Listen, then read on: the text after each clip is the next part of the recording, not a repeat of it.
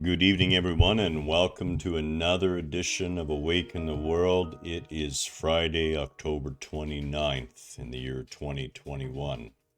Closer and closer to All Hallows Eve we come.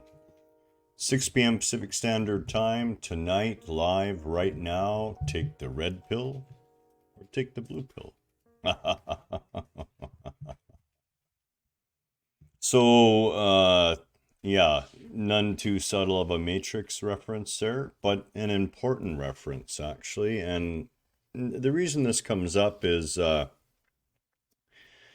you know, Matrix Part 4 is coming out. And the basis of that part 4 is going to be a little bit of what we're going to talk about tonight, okay?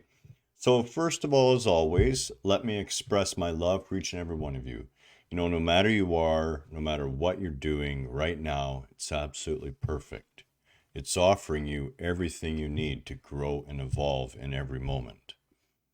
And we need to keep this in our hearts and minds. It's too easy to get caught up in the idea that there's something wrong with you or something wrong with the way you're thinking. And it's not about wrong or right. It's about whether the way you're thinking or whether the way you're choosing to speak or act is supportive of you and supportive of the truth of the universe in which you inhabit on a whole bunch of different levels. So let's dive right in. Okay, so when we're talking about the Matrix, of course, we have that iconic first movie where Neo, you know, the actor Keanu Reeves, is offered a choice.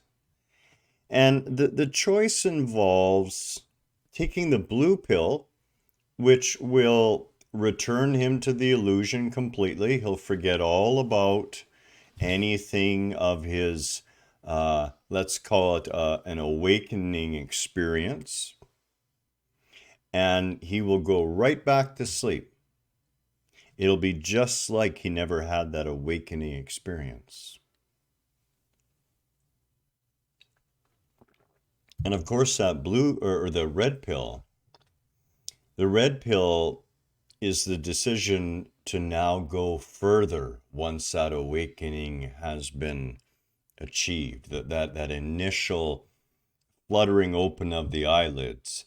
And it's a real misconception to think because you've had a few realizations that now all of a sudden you're awake. You're not. Hell, I'm even barely awake. Like eyes coming half open. And what that really illustrates is that this journey of awakening isn't something that you're going to complete in a lifetime. It's not. There are level upon level upon level of realization and awakenings that will occur for millennia to come. And this is the true beauty of our existence. We would not want it any other day when you really sit down and think, any other way, sorry. And when you really sit down and think about it, you just wouldn't. The idea that you'd somehow be done and then sit around for eternity being done doesn't make a lot of sense. The issue, of course, is that when you take the blue pill, you're right back into the illusion. And depending where you are in the illusion, that can be very comfortable. So, for example, as far as we can see, if you're someone like Jeff Bezos or Bill Gates or perhaps a famous movie star or a rock star, it appears on the surface that they have the perfect life within the illusion. And notice I keep seeing appears and the surface, because we never really know what's happening deeper. And of course, as with all things, we find out very quickly that a lot of those people that we would tend to look up to if we're going to judge things by material wealth and those sort of measures aren't overly happy at all, actually. to the point that some of them are offing themselves through suicide. And suicide, of course, is not just fast. A lot of people are guilty of committing slow suicide. So taking that blue pill really just puts you back asleep in the illusion. And if the illusion was a place where you thought that you were predominantly happy or had a handle on things or had made it in some way, the blue pill is there for the taking. Not so in the real world. But we're going to carry on with this analogy because it is a very important analogy. In the real world, once you've had that initial awakening, once someone's pulled the system out of your spine, and that's the best word I can think of right now. You're going to become aware of a whole different universe all of a sudden. Now, that can't be taken back. We don't have a blue pill for that, but people will try to make blue pills, and those blue pills take on many, many, many forms. Whether it's constantly using and misusing things like mushrooms, marijuana, other types of drugs, alcohol, food. Those are all forms of that blue pill. The idea that you can somehow just carry on as if nothing's changed in your existence, go back to being the same old way, doing the same old things, and simply forget that you've been shown something more, something grander, something larger, something you didn't think really existed, perhaps.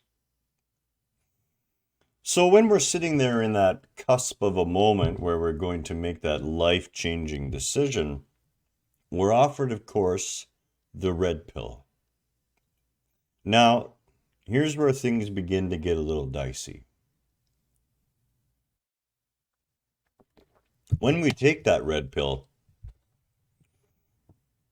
we're taking that as a passport, as a conscious decision to shift our attention away from the machine, from the machinations of the society and of the physical realm, and to look for a deeper truth.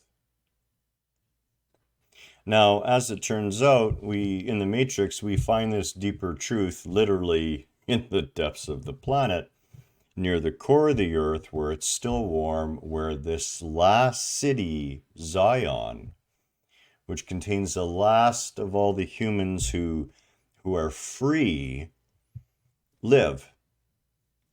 Now, here's the real interesting thing. We find out by the end of the second Matrix movie and into the beginning of the third that the Matrix, and then being pulled out of the Matrix and being taken out of the machine, and that city of Zion and that battle that was going on, and the idea that the machines and the humans were going to come to a head, that also was illusion. That battle of Zion had been fought over and over and over again. Sometimes the humans won, sometimes they lost. And that's where we find ourselves in the world today if we're not very careful. We take the red pill, we take the spiritual path, we take the path of trying to raise our consciousness and still exist within the world, but to be no longer of it. Exactly as if you've pulled yourself out of the Matrix, you're still interacting with the world, you're still participating, but you're aware of so much more. But what you're aware of is also mind generated. And whatever's mind generated even if it's within that red pill environment, that spiritual seeking, looking for the answers, looking for deeper truths, you take that red pill and you don't understand that you've entered another sort of illusion if you're not very, very careful, as all of those characters did. They thought they were actively fighting for their freedom. They were still trapped within the matrix within the matrix. Now, luckily, and it's not on the title, but there's a third way. And the third way is, as Denise had said and ruined it. Thanks a lot, Denise. And I don't mean that at all. I love you. You don't have to take the red pill or the blue pill. Now, what does that mean? If we're not going to take either pill, well, if we've been shown that there is more, and we know that the physical realm is illusion, we don't really need to take the blue pill because, like I said, the blue pill isn't going to help us. The illusion sooner or later will reveal itself to be such again. So we can leave the blue pill alone. And to take the red pill is to actually buy into a type of spiritual cult, if you will. And I don't mean that in the, derogatory terms that we would normally associate with cult. But what usually happens is we take that red pill and then we embark on a particular path that red pill offers us, i.e., the city of Zion and saving Zion and all of this. And we're not aware that we've entered a new matrix. We've entered a new spiritual-based matrix. A matrix still being formed by our thoughts, still being envisioned, empowered, and made manifest by our thought processes. When you choose, when you become aware of both pills, you can also choose to take neither pill. And that is to trust the vision that you've been shown, the idea that there is more, that you're not stuck in the matrix of illusion of the physical realm, and to choose to define for yourself what your spiritual path will represent. Your spiritual path, as my own does, can pull and incorporate elements from all the different red pills out there, but you never need to take the red pill. You can take a little bit from the Buddhism pill. You can take a little bit from the Christianity pill.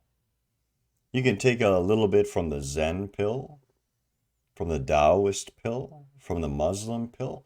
You can take little pieces of them all. You can have all the drugs you want. The point being, when you refuse to swallow a pill at all, you now are going to begin the journey as pure as you possibly can is. And that is the journey towards yourself, through yourself. You see, you're not here, as I've always said and often repeat, to listen and buy into every single word that Garhen or anyone else says. Personally, I would never want that. I'm not here saying this is the truth and the only truth. I'm here saying this is the truth as I'm aware of it. This is what I've found to date. And no, none of it's solid. All of it's susceptible to shifting as soon as more truth reveals itself.